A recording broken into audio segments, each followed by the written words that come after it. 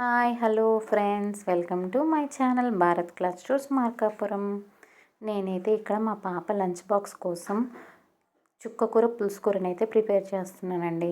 దానికోసం అయితే నేను ఒక గిన్నెలో ఆయిల్ని యాడ్ చేసుకున్నాను. ఆయిల్ బాగా హీట్ అయ్యాక మినపప్పు, ఆవాలు, జీలకర్ర, పచ్చిశనగపప్పు, వెల్లుల్లి రెబ్బలను అయితే ఒలుచుకొని వేసుకున్నానండి. కొంచెం కరివేపాకుని కూడా యాడ్ చేశాను. ఇవన్నీ బాగా ఫ్రై అయ్యాక ఒక గ్లాస్ వాటర్ని యాడ్ చేసుకోవాలి. ఈ వాటర్ కొంచెం హీట్ అయినట్టు అనిపించినప్పుడు మనమైతే ఒక ఆనియన్ని కూడా యాడ్ చేసుకోవాలి. నేనైతే ఇక్కడ చుక్కకూరని ఆల్రెడీ సాల్ట్ వాటర్లో నీట్గా కడిగేసి కట్ చేసి పక్కన పెట్టుకున్నాను. ఇది మొత్తం యాడ్ చేసుకోవాలి.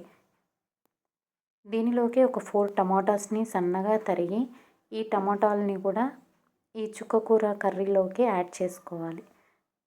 ఇదంతా బాగా మిక్స్ చేసుకొని ఓ 5 to 8 మినిట్స్ దాన్ని బాగా కుక్ అవ్వనివ్వాలి. ఇది బాగా కుక్ అయ్యాక మనం దీంట్లోకి కొంచెం పసుపుని యాడ్ చేయాలి. ఈ కర్రీ అంటే మా పాపకి చాలా ఇష్టమండి. చుక్కకూర ఆల్రెడీ పుల్లగా ఉంటుంది కాబట్టి మనం మీడియం సైజ్ టమాటాస్ని 4 యాడ్ చేసుకుంటే సరిపోతుంది.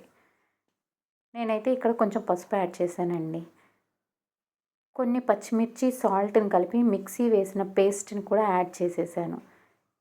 ఇది బాగా మిక్స్ చేసుకొని ఒక 5 to 8 మినిట్స్ బాగా కుక్ అవ్వనివ్వాలి.